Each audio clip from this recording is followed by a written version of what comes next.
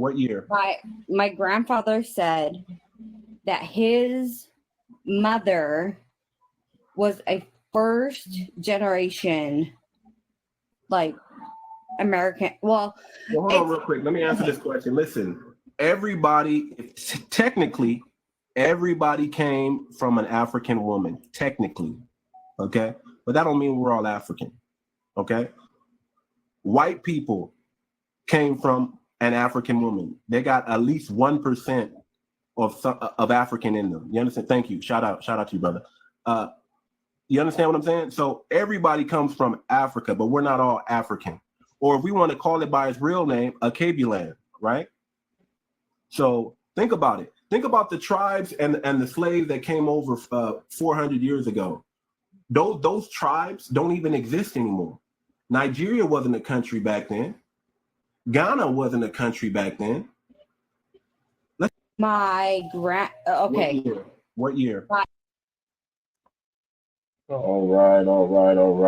Let's get this party started right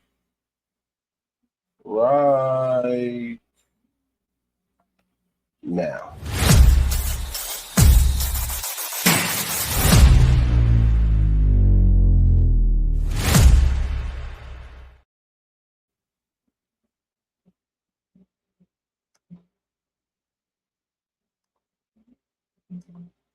All right. Welcome to the Too Much Moxie podcast. I am your humble host, Too Much, and y'all see who's with me, my co-host, certified in a lot of things, but that's not important, Mr.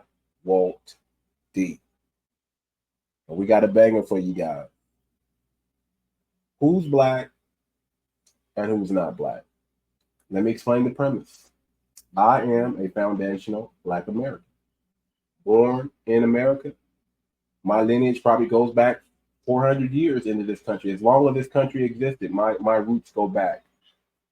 My original ancestors came over here. Some were enslaved through the transatlantic slave trade. Some of my relatives were indigenous. They were already here, and they got scooped up into mixed in with the African slaves at the time. So understand this. I am a foundational Black American man, but I recognize I have African ancestry, right? But my people had an ethnogenesis, right? I'm not African. I don't have an African mindset. I have a Black mindset. I don't have an African consciousness. I have a Black consciousness. So I am Black. I'm a foundational Black American. Who's Black and who's not Black? Well, let me explain it like this. If you're Irish, you're Irish, right? You're Caucasian, right? But they're not Black. Nobody's gonna go against that, right? If you're Irish, you're not Black, right? If you're Italian, you're not Black, right? If you're European, you're not Black, right? So that's understandable. That's the easy concept for you to understand, right? So here, let me get a little bit more complex now. If you're Jamaican, you're Jamaican. If you're Nigerian, you're Nigerian. If you're Dominican, you're Dominican. If you're Haitian, you're Haitian. If you're Cuban, you're Cuban. If you're Sudanese, you're Sudanese. If you're from Sudan, you're Sudanese. If you're East African, you're East African. But that doesn't make you Black. And I can't claim I'm East African, and I can't claim I'm Jamaican, and I can't claim I am Haitian, but I can claim I am Black. I am a foundational Black American. Who's Black and who is not Black? That's what we're talking about today. I'm Black. But just because you come over here with the same skin color as me doesn't make you the same as me. Immigrant black or immigrant melanated does not make you a black or a black American. We have probably one of the most influential and most unique histories of any of the other melanated families. Who can say they went through what Black Americans went through and rose to the same heights that we have rose to? We have in this country right now 2.5 millionaires that are Black. 63% of Black men are in the middle class or rich. We have one of the highest. As a people, we control $1.8 trillion, which is bigger than some of your some other countries per capita. Let's keep it a buck. Hip hop is ours, despite what you may understand or what the media might be trying to tell you. Breakdancing is ours. Rock and roll, country, all genres of music in America, you can say we did it. The fade. Let's go back to the early 1900s when they started it. Come on. Let's talk the early 1900s, right? When Black people were the skilled workers in this country. We were the original cowboys, okay? And government tried to undermine the Black worker. They didn't want Black, after Reconstruction, and the Reconstruction period, Black people were doing very well. Foundational Black Americans were doing very well. We were in all types of city, state ordinances, and we were voting, and we were part of a political party and all that stuff. And we were doing pretty decent. We had the jobs because we had the skills. Well, they brought in another migration of European immigrants, which came in and undermined Black Americans and moved to the front and pushed us down. But guess what? We still thrived.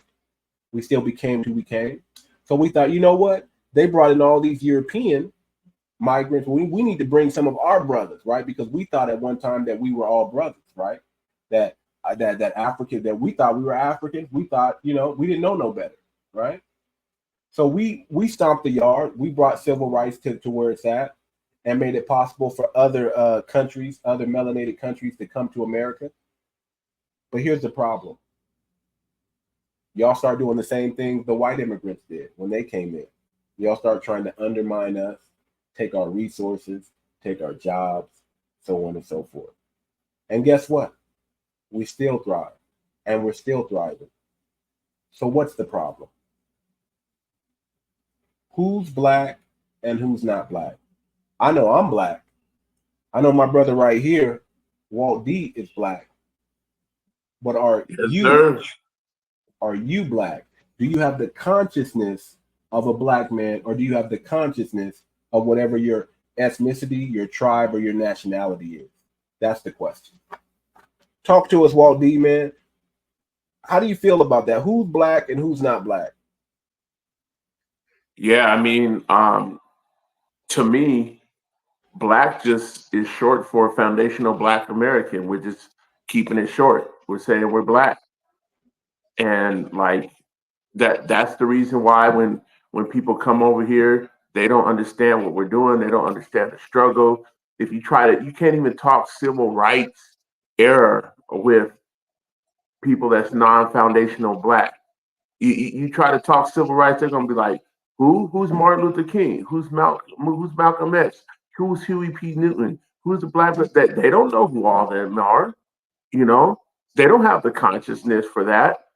I mean, they know what's going on in their country. But the funny thing about it, though, is the foundational Black American or the Black man, he's familiar with what's going on in the world.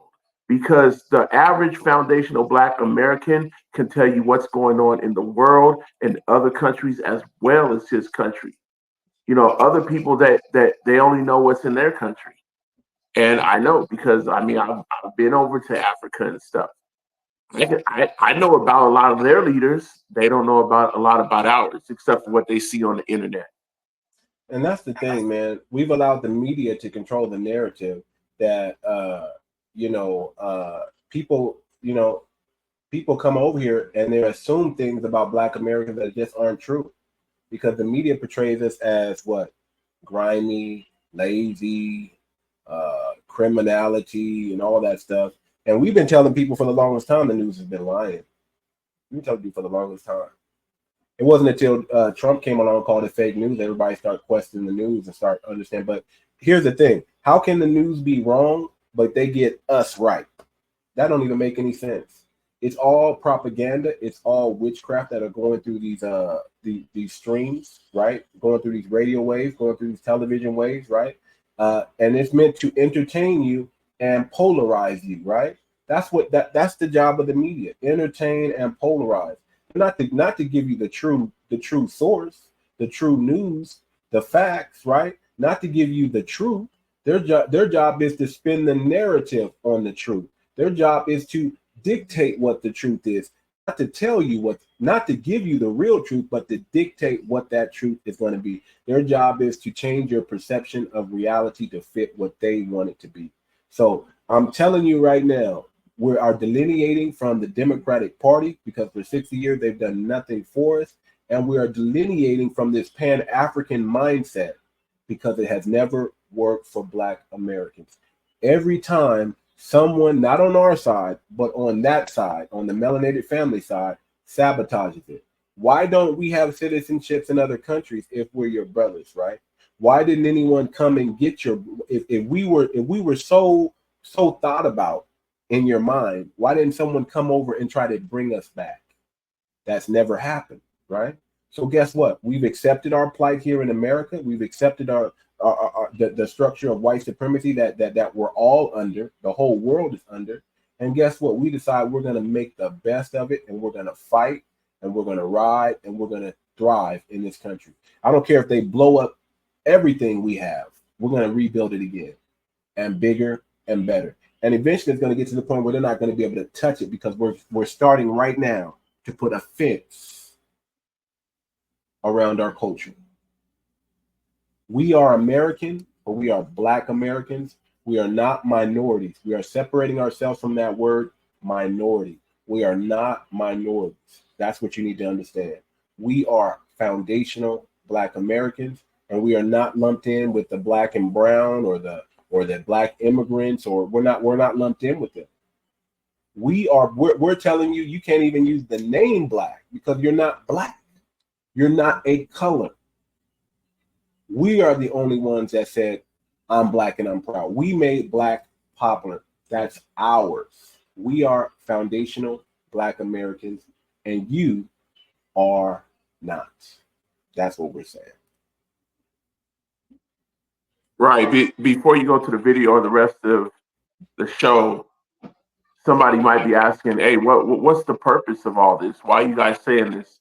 Because there have been too many people that have tried to cosplay as a foundational Black American, and it's just causing too many problems. They're being brought over here by people who don't like foundational Black Americans, who want to control foundational Black Americans, and they're saying, hey, if we get this person that looks like you but thinks like us, then we could misrepresent you. And so it's about time for that to stop, because nobody else would like us to do that in their country. As much as people say, oh, we're united and all this type of stuff, if one of their politicians went and got one of us to come represent one of them out there, in Jamaica, Nigeria, anywhere, we would be seen as the enemy.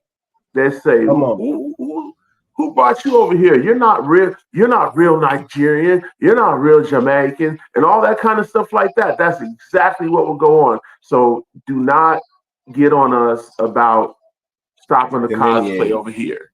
Be fair. Stop cosplaying as Black Americans. Let's start. Shout out to you South Africans out there. The xenophobia out there is real.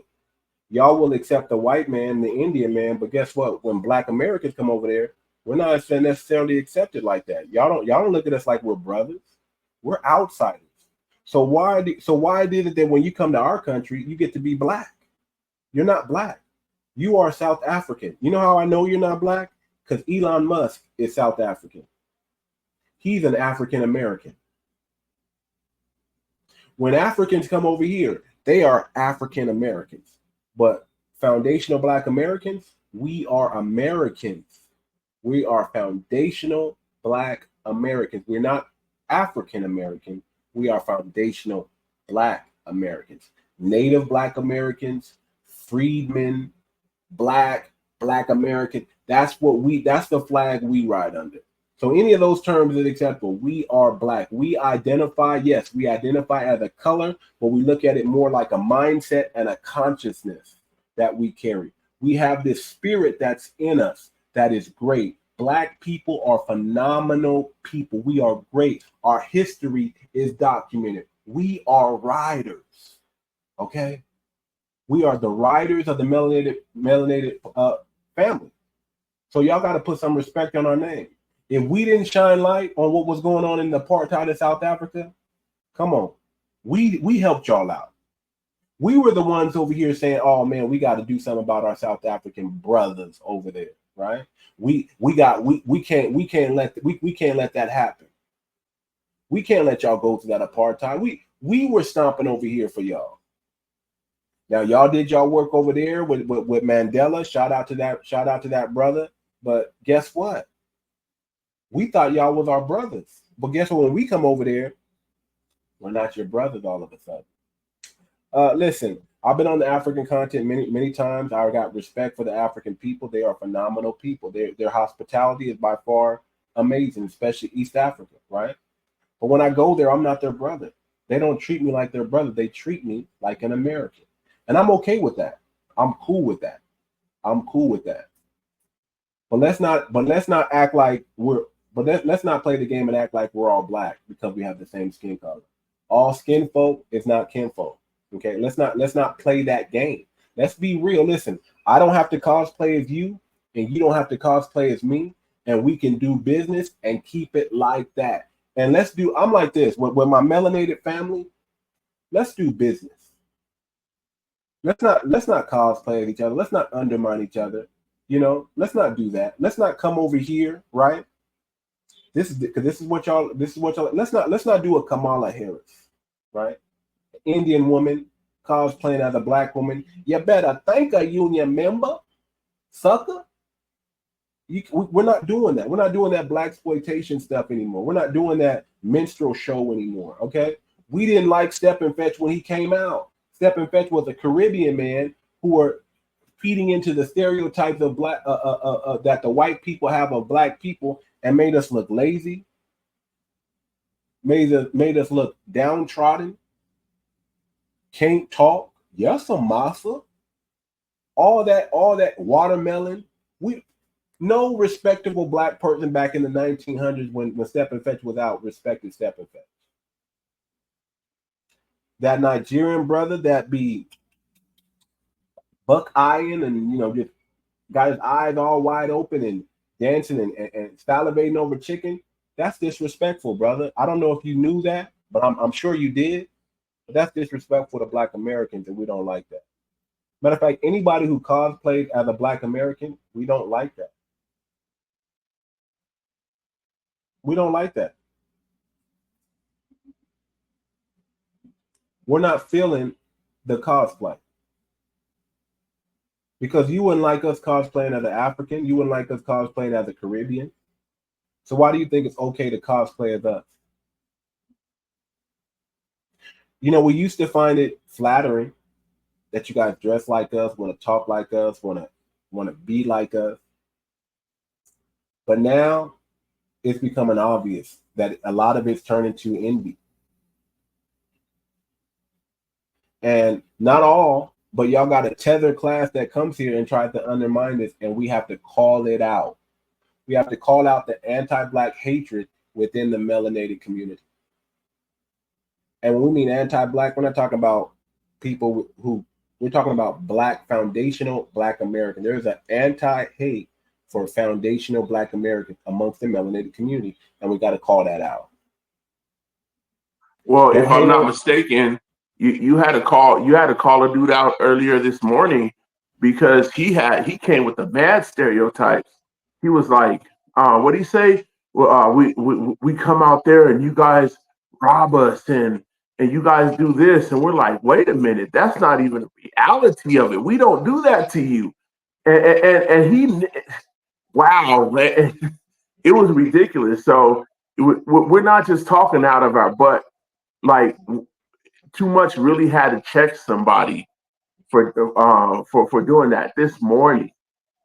I might post a video. I have a TikTok show. Y'all go check out my TikTok show, Too Much Moxie, my channel over there on TikTok. Also, shout out to the OD and AK podcast. We're oftentimes a lot on that channel as well too, on TikTok. And he's also on YouTube. So check out the OD and AK podcast on YouTube. But yeah, man, it's sad. And listen, we want to have a peaceful conversation with the melanated family. Look, we want to have a dialogue. We know it's going to be tumultuous in the beginning because we got to do some correcting and we got to do some straightening, because some of y'all think y'all are up here and we are down here, and we're pretty much telling you, actually, we're phenomenal. How are you doing? Because we're phenomenal, but how are you doing, right? And if it wasn't for our civil rights, a lot of you wouldn't have made it over. Shout out to the Kenyan that came over through the exchange student in 1950. Who do you think made it possible for those Kenyans to get here in the 1950s? It was us. What houses did they stay in? They stayed in our homes. They stayed in our houses. They didn't stay in the white community. They stayed in the black community. We received y'all with open arms. You see how that means? And look, I love Kenyans. Shout out to my Kenyans. Y'all some riders. I'm not dissing y'all at all. I'm just saying what's a fact, right? And guess what? When I got to Kenya, y'all was very hospitable to me. So shout out to my Kenyans, my East Africans. I love y'all. No shade. But we are black. That's all I'm saying. We're delineating not only from these parties that been using and abusing us, which is the Democratic Party, but we're also delineating from other black groups, because we find that you guys have a tether class that comes in and undermines us. So we have to separate ourselves from you. For our own good, for our own safety, we have to let y'all know, hey, this is us and this ain't y'all. You know, BLM could have been an amazing thing if it didn't get co-opted by the LGBTQ and the Democratic Party, Antifa, and other groups that just wanted to come in and loot and make it what it wasn't. Okay? George Floyd could have been something, but too many groups and too many people co-opt that, and you know, we're tired of that. We're tired of that. Listen, black people in America have suffered a lot.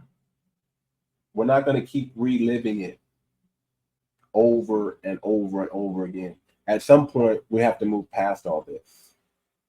And in order to do that, we have to gatekeep our culture. We have to gatekeep our community. And we all have to get on code. Those that are able to hear and get on code, get on code. We're calling the shot. 1 million black men have left the Democratic Party and more. What are you still doing? What are you still doing being part of a party that has done nothing specifically for black Americans? But every time they say they're doing something for you, other groups get to come in and take your resources. We're not having that anymore. We're telling you right now that we have no problems against Jamaicans, Haitians, or anything. We no smoke. But when you come over here, don't undermine us. That's all we're saying. Don't undermine us. Be Haitian. Be a proud Haitian. Be a proud Jamaican. And you can even add Haitian American, Jamaican American, but do not add Black American, because you're not a Black American. We are the only group of people that refer to themselves as Black. Do not cosplay as us. Be who you are. Give us some final words, man, before we get up out of here, man. I'm gonna drop the video on y'all of what we did on TikTok real soon, man, so y'all can see the craziness we had to deal with. But I'm gonna drop the video. Matter of fact, I'm probably gonna premiere it through a live stream. That's what I'll do. Go ahead, man. Give us some final words, man, and wrap up. Get us up out of here, and then I'll wrap us up, and then we'll close the show out. All right, yeah. Before I start having technical difficulties, I just need people to understand we're not trying to hate on anybody. We did not cause the separation first. the separation was caused by everybody else. We tried to reach out to other people when they needed help. We try to reach out. You know, we try. Look at all the foundational Black Americans or the Black men that went over to Africa and try to take residence there and try to build there. Right, that they wasn't really welcome unless they had a big enough bag. And even if they had a bag, that there was like, we don't want you here. We don't want you taking the women, blah, blah, blah, right?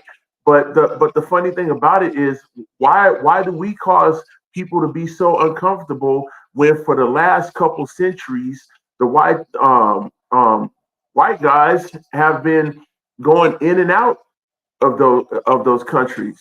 Just look at the passport bros. We're late to the party.